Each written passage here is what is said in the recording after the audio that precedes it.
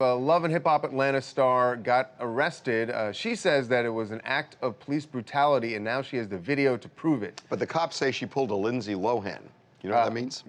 Well, it could mean a lot of different things. No, but something very specific. About the switcheroo. Very good. I know my Lindsay Lohan history. Very good. Tommie Lee is her name. This happened back in January. Now, Tommie just got the video provided. She got it from the police. Her lawyers got it from the police. It's the dash cam video. And so she posted it and said that the Georgia cops the Georgia State Patrol had committed police brutality against her, and this, she felt, was the proof. Here is what happened, but then we're going to tell you the police, their side of the story, and it is extremely different from hers. Come out. You driving. Come on, let's go. Let's go. Get out of the car now. I'm gonna ask you one more time. Get out of the car. Get out of the car. Get out of the car. Get out of the car. Get out of the car. Put your other hand back. You're under arrest. So she is under arrest for drunk driving. Now we have to do some splaining here because she was in the back seat. Exactly, guys. It's kind of tough to tell from the video there, but according to the police report, when they first pulled the vehicle over, there was a lot of moving around in the car, and when they went up to it, there was a man in the driver's seat, and she was in the back. And police say that through their investigation, they learned that all that moving around was because Tommie jumped to the back seat. So she's claiming that she was pulled out of the car for no reason. She's completely innocent here, and she actually ended up getting charged for DUI. And by the way, the police say the guy who was in the Jeep with her actually later admitted to them. Well, you know, that's what we wrote. But there's something that happened in that video. In the video, the cop says you were driving. You were driving. So the cop knew at that point, even at that point, that even though she was in the back seat, she was the driver of the car. So he had reached the conclusion. Yeah. Okay, so listen, here's the thing, right? Are you going to try to defend this? Yeah, actually, no, I'm going to tell her side, which I totally understand. By the way, we're going to get to peeing in the police car, but you go first. Okay, yeah, so as far as Tommie's telling me, right, that she was not the driver, absolutely not, right, that the person's car, right, who was driving, who allegedly the guy in the Jeep, right? That's his Jeep, and that she at no point did a switcheroo. Then on top of that, so when the police was asking her to get out the car, right, and she was telling him, like, okay, I don't understand why I'm getting out. What does this have to do with me, right?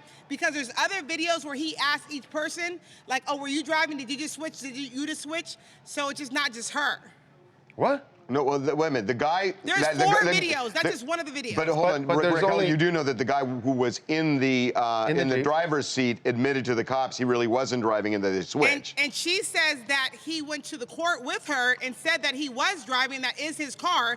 That was his girlfriend was the passenger. But they're on video. We didn't show you the video, but later in the video, they ask him. In fact, Brad, are you there? Because I believe they ask him, were you driving? He says no, and then he changes it. No, in the video, he still maintains that he wasn't driving, but in it the was report, later in their investigation, they say. Right, exactly. In the full report from it, they say, at first he said that he was the driver, but later on in their investigation, he admitted that they had switched spots, and she was the driver. So once they get Tommie into the patrol car and they take her down to the station, as they say, something went on in the back seat, the police say. Right, well, first what they did, they took her to the hospital because she claimed that she had some injuries, and she says that she wasn't allowed to use the bathroom while she was there.